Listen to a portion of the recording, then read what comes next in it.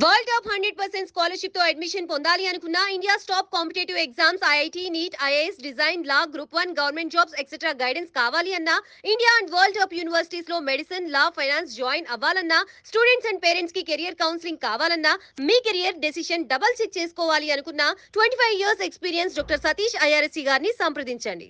నమస్తే, నేను మీ డాక్టర్ సతీష్ ఐఆర్ఎస్సి మాట్లాడుతున్నాను. సో రెగ్యులర్గా మనం చేసే వీడియోస్లో భాగంగా యాక్చువల్గా కొన్ని కాలేజెస్కి సంబంధించి నోటిఫికేషన్స్ రిలీజ్ అవుతున్నాయి 1 by 1. సో జనరల్గా అందరికీ తెలిసిందే. నేను జనరల్గా కొంచెం స్పెసిఫిక్గా నేను ఒక థంబ్నెయిల్ పెట్టి ఒక వీడియో చేశాను, ఒక హాఫ్ అన్ అవర్ లేకపోతే 25 minutes అంటే కొంచెం బెటర్ కాలేజెస్ అయితేనే చేస్తాను నేను. చాలామంది విద్యార్థులు కింద కామెంట్స్లో చూస్తే, సార్ ఇలాగ మాకు ఏదో దయానంద సరస్వతి వీడియో చేయండి సార్, లేకపోతే అమృత వీడియో చేయండి, లేకపోతే విఐటి ఎస్ఆర్ఎం చేయండి, లేకపోతే ఏదో జైన్ యూనివర్సిటీ చేయండి, ప్రెసిడెన్సీ యూనివర్సిటీ చేయండి, ఎవడో మార్వాడ్ యూనివర్సిటీ ఉందని టచ్ చేయండి, లేకపోతే ఎల్పీకి సంబంధించిన ఒక వీడియో చేయండి అని చెప్పి చెత్తా చెదారం కాలేజీల పేర్లు పెట్టి అట్లా వీడియోలు చేయమంటున్నారు. చాలా సందర్భాల్లో నేను చెప్పాను, చాలామందికి ఇగో హర్ట్ అవుతుంది నా మాటలో. మ్యాక్సిమం 90% ఆఫ్ ది పీపుల్కి నా మాటల వల్ల ఇగో హర్ట్ అవుతుంది, ఇబ్బంది పడతారు, ఏదో పొగరగా మాట్లాడుతారని చెప్పి అనుకుంటారు. కానీ ఆ వీడియోస్ని మీ తల్ల కిందగా తపస్సు చేసిన ఆ వీడియోస్ నేను చేయను. ఎందుకంటే నా దృష్టిలో అవన్నీ కూడా స్క్రాప్ కాలేజీలు, పనికిరాని కాలేజీలు అవి. అక్కడ success rate only 5 to 10% of the people మాత్రమే సక్సెస్ అవుతారు. మిగిలిన 90% ఆఫ్ ది పీపుల్ సక్సెస్ అవ్వరు. సో ప్రాబబిలిటీ ఆఫ్ సక్సెస్ అనే కాన్సెప్ట్ని బలంగా నమ్మే మనుషులు నేను ఒకటే. ఎందుకంటే ఎక్కడ సక్సెస్ అవ్వడానికి ప్రాబిలిటీ ఎక్కువ ఉందో ఆ గేమే ఆడాలంటాను నేను. సో అందు గురించి ఏంటంటే డెఫినెట్గా కొంచెం మంచి కాలేజెస్ ఉన్నప్పుడు నేను చేస్తాను. ఆల్రెడీ ఇంతకుముందు చాలా చేశాను నేను. డెఫినెట్గా మంచి కాలేజ్ ఉన్నప్పుడు చేస్తాను నేను.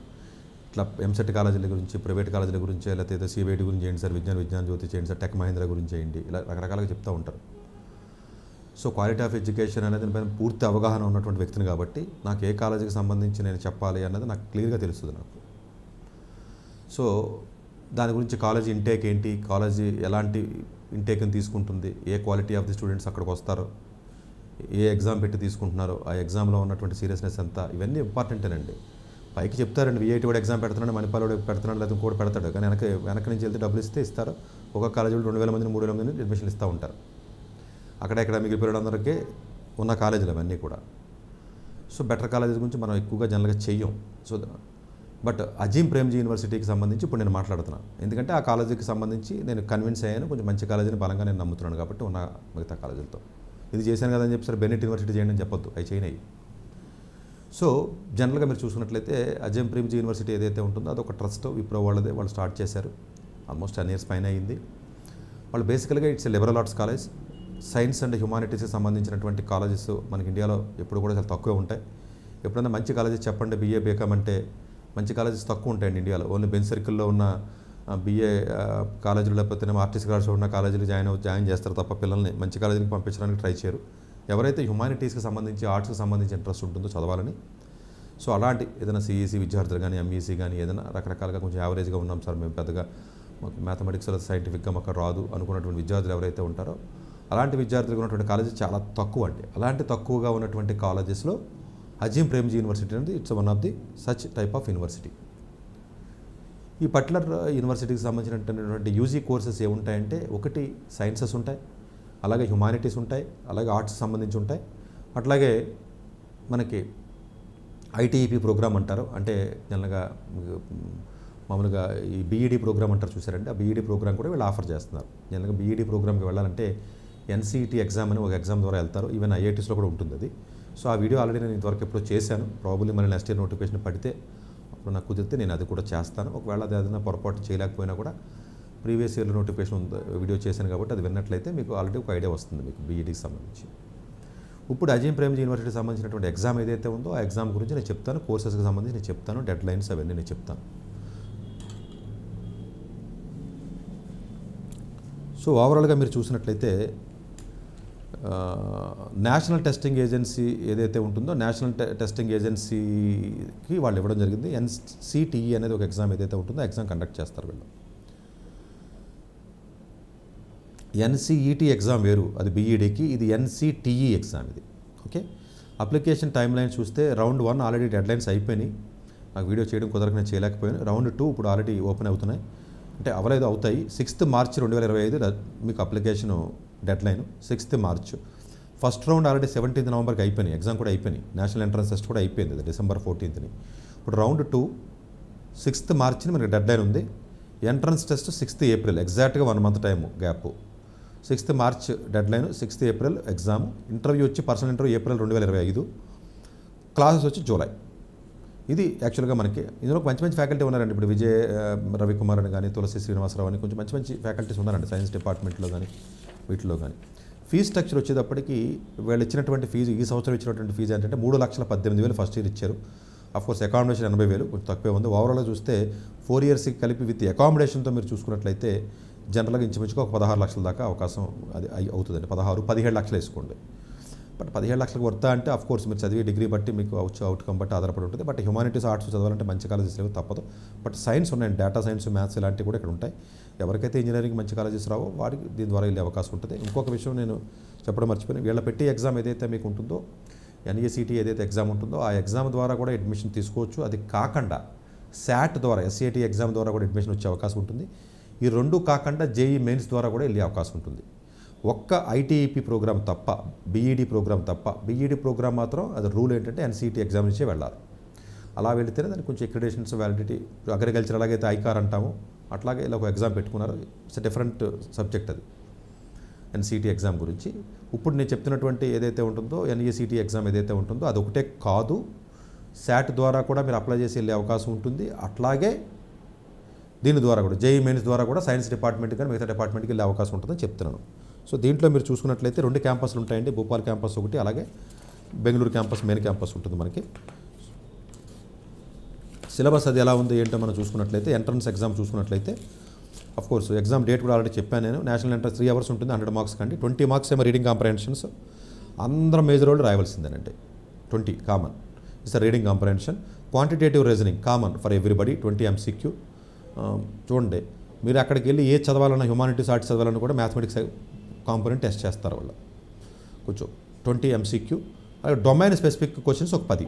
చూసారా, మీరు లాజికల్గా ఆలోచించినట్లయితే 50 క్వశ్చన్లు అడుగుతున్నారో 10 క్వశ్చన్లే డొమైన్ అడిగాడు. చూసారా, 40 కామన్ అంటే నాకు మ్యాథ్స్ రాదంటే కుదరదు. ఇక్కడ మ్యాథ్స్ కూడా మీకు 20 క్వశ్చన్స్ ఉన్నాయి, ఇంగ్లీష్ 20 క్వశ్చన్స్. అంటే మోరాల్లెస్ ఏంటంటే కొంచెం శాట్ ప్యాటర్న్లో అట్లా ఉంటుంది కాబట్టి అట్లా పెట్టారు. డొమైన్ అంటే ఏంటంటే 10 క్వశ్చన్లో మీరు హ్యుమానిటీస్ డొమైన్కి వెళ్ళాలనుకున్నట్లయితే హిస్టరీ, ఇంగ్లీష్, ఫిలాసఫీ అడుగుతారు. అలా కాకుండా సోషల్ సైన్స్ డొమైన్ వెళ్ళాలి అనుకున్నట్లయితే economics, social science, psychology, PPE ఇవన్నీకి సంబంధించినటువంటి హ్యుమానిటీస్ వేరు, సోషల్ సైన్స్ డొమైన్ వేరు విడదీసింది. Humanities English, history and philosophy. Social science వచ్చి economics, social science and psychology and PPE. అట్లాగే సైన్స్ డొమైన్ మీరు చూసుకున్నట్లయితే ఆ 10 marks దేని నుంచి వస్తాయనుకుంటే mathematics, chemistry, biology, physics, information science, environmental science and sustainability programme. ఇది డొమైన్. అంటే డొమైన్ రిలేటెడ్ క్వశ్చన్స్ అడుగుతాడు, మీరు చదివే మేజర్స్ ఇవన్నమాట. అక్కడికి వెళ్ళిన తర్వాత ఈ మేజర్ పికప్ చేసుకోవచ్చు, maths, chemistry, what ever it is. Negative marking ఉండదండి దీనికి. డైరెక్ట్గా మీకు 100 questions అనేది 3 hours అనేది, అది 100 marks 3 hours ఉంటుంది. ఇది యాక్చువల్గా ఇది. ఎంట్రన్స్ టెస్ట్లో మీకు చెప్పాను, మీకు అదర్ ఎగ్జామ్స్ ఈవెన్ సియూటీ నుంచి కూడా ఇస్తాడు, మర్చిపోయాను. సియూటీ నుంచి కూడా కౌన్సిలింగ్లోకి మీరు పార్టిసిపేట్ చేయొచ్చు, except ITEP, SAT and JEE. JEE mains మాత్రం ఓన్లీ బీఎస్సీ ప్రోగ్రామ్ అండి. SAT for all UG programme, CUET for all UG programme including BSc. మీరు సియూటీ ర్యాంక్ ఉన్నా, శాట్ ఉన్నా, జేఈ మెయిన్స్ ఉన్నా, లేదా వాళ్ళు పెట్టే ఎగ్జామ్లో స్కోర్ ఉన్నా 4 రకాలుగా వెళ్ళే అవకాశం ఉంది. ఇంటర్వ్యూ కూడా ఉంటుందండి దీనికి. యాక్చువల్గా ఇంటర్వ్యూ ద్వారా కూడా మీకు వెళ్ళే అవకాశం ఉంటుంది. ఎగ్జామినేషన్ సెంటర్స్ మీకు చాలా ఇచ్చారండి ఈసారి. ఆల్మోస్ట్ మీకు విజయవాడ మనకు ఉంది, మనకి ఆంధ్రప్రదేశ్లో చూస్తే విజయవాడ, రాజమండ్రి, విశాఖపట్నం. సో తెలంగాణలో మీరు చూసుకున్నట్లయితే హైదరాబాద్ మనకి ఇవ్వడం జరిగింది. సో దీంట్లోకి జాయిన్ అయిన తర్వాత ఇప్పుడు దాకా 5,000 మంది వరకు పాస్ అయ్యారు. అలా చేస్తున్నటువంటి ఆర్గనైజేషన్స్ చాలా డీటెయిల్గా వాళ్ళు ఇవ్వడం జరిగింది రిపోర్టు. ఆ రిపోర్ట్ని మీరు ఎక్స్ట్రాక్ట్ చేసినట్లయితే 300 కంపెనీల్లో వర్క్ చేస్తున్నారండి వాళ్ళు. ఆల్మోస్ట్ ఎక్కువగా సోషల్ సైన్స్, హ్యుమానిటీస్ సంబంధించినవి కాబట్టి, సైన్స్ బ్యాక్గ్రౌండ్ కాబట్టి ఎన్జిఓస్ ఎక్కువ వర్క్ చేస్తారు. అలాగే స్మాల్ ఆర్గనైజేషన్స్ ఏవైతే ఉన్నాయో గ్రాస్ రూట్స్లో రీసెర్చ్ ఇన్స్టిట్యూషన్స్ కానీ, పాలసీ బాడీస్ కానీ, సిఎస్ఆర్స్ అంటే కార్పొరేట్ రెస్పాన్సిబిలిటీ ఏదైతే ఉందో, క్వాసీ గవర్నమెంట్ ఇన్స్టిట్యూషన్స్ ఏవైతే ఉన్నాయో వీటన్నిటిలో కూడా వర్క్ చేస్తున్నారు. 2024 ప్లేస్మెంట్లు మీరు చూసినట్లయితే 130 ఆర్గనైజేషన్స్లో సెలెక్ట్ అయ్యారు. 90% స్టూడెంట్స్ సోషల్ సెక్టర్లోకి మాత్రమే వెళ్ళారు. ఎన్జిఓస్ సోషల్ సెక్టర్లోకి వెళ్తారు. 222 నెంబర్ ఆఫ్ స్టూడెంట్స్ రిక్రూటెడ్. మిగతా కాలేజీలాగా 1000 మందికి అడ్మిషన్స్ ఎవరండి, మొత్తం అడ్మిషన్స్ కలిపితేనే 300 లోపే ఉంటాయి. వీళ్ళకి తక్కువ మంది స్టూడెంట్స్ ఉంటారు కాబట్టి ఆబ్వియస్గానే క్వాలిటీ అనేది ఉంటుంది. ఈ కాలేజీలో చదివి నేను అఫీషియల్గా లండన్ స్కూల్ ఆఫ్ ఎకనామిక్స్కి నేను రీసెంట్గా లాస్ట్ ఇయర్ స్టూడెంట్ పంపించాను పీజీకి.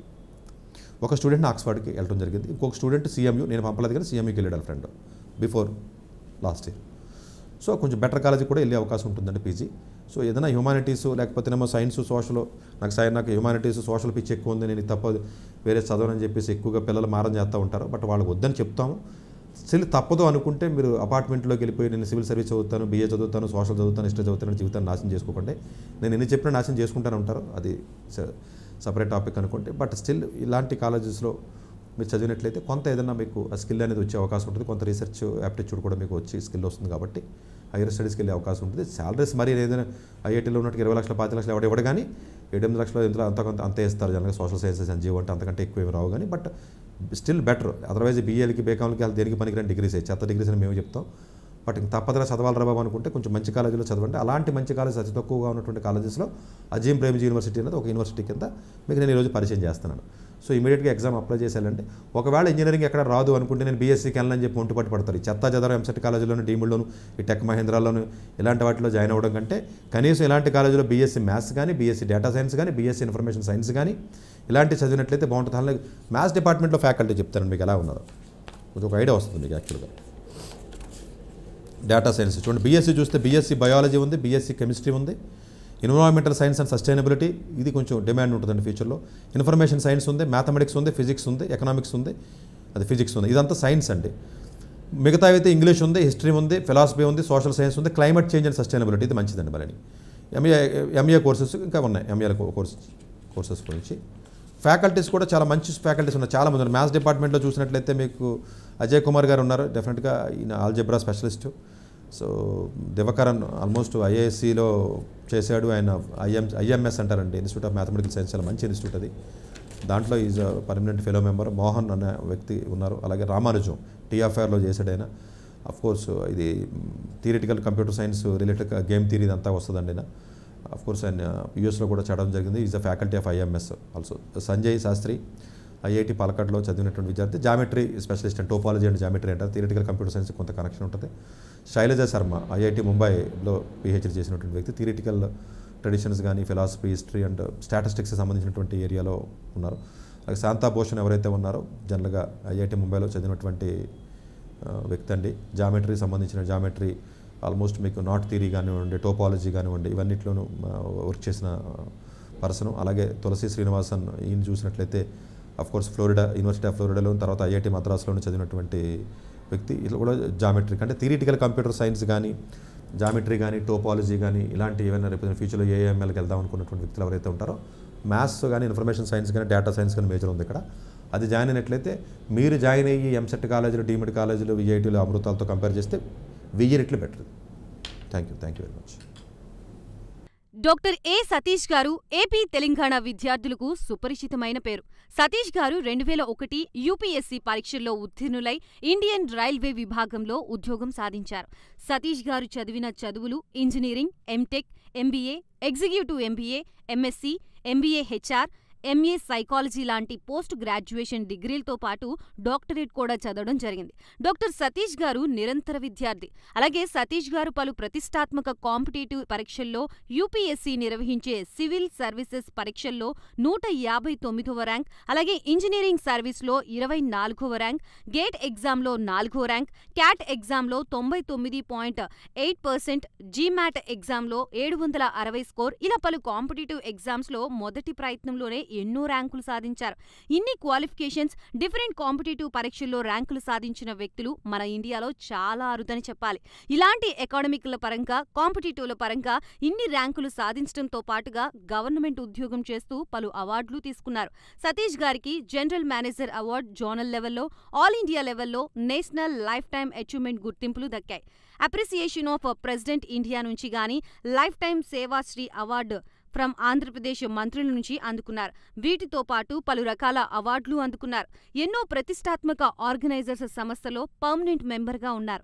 కష్టపడి పైకి వచ్చిన వ్యక్తి కావడం వల్ల గత 20 సంవత్సరాల నుంచి ఎంతో మంది చిన్నపిల్లల దగ్గర నుండి 5, 6 తరగతి విద్యార్థుల నుంచి పెద్ద పెద్ద PG, PhD కాలేజీలకు వెళుతూ విద్యార్థులకి అవగాహన కల్పిస్తూ ఉంటారు. ప్రతి విషయంపైన డాక్టర్ సతీష్ గారు స్పష్టమైన అవగాహన కలిగి ఉన్నారు. డాక్టర్ సతీష్ బలంగా నమ్మే సూత్రం ఏంటంటే అవేర్నెస్ ఈజ్ ఎవ్రీథింగ్. మనిషికి అవేర్నెస్ ఉంటే ఏదైనా సాధించగలరు. ఒక్క మోటివేషన్తోనే కాదు, ఏది చెయ్యాలి, ఏది చేయకూడదు, ఎలాంటి డెసిషన్ తీసుకోవాలనే విషయాలపై, ముఖ్యమైన విషయాలపై అవగాహన కల్పిస్తూ ఉంటారు. అలాగే గవర్నమెంట్, ప్రైవేట్ జాబ్లే కాకుండా ప్రపంచ దేశాల్లోని జాబ్స్పై కూడా అవగాహన కల్పిస్తూ ఉంటారు. ఉద్యోగాలతో పాటు పెద్ద చదువులైన ఐఐటి వంటి వాటిపై సెషన్స్ నిర్వహిస్తూ ఉంటారు.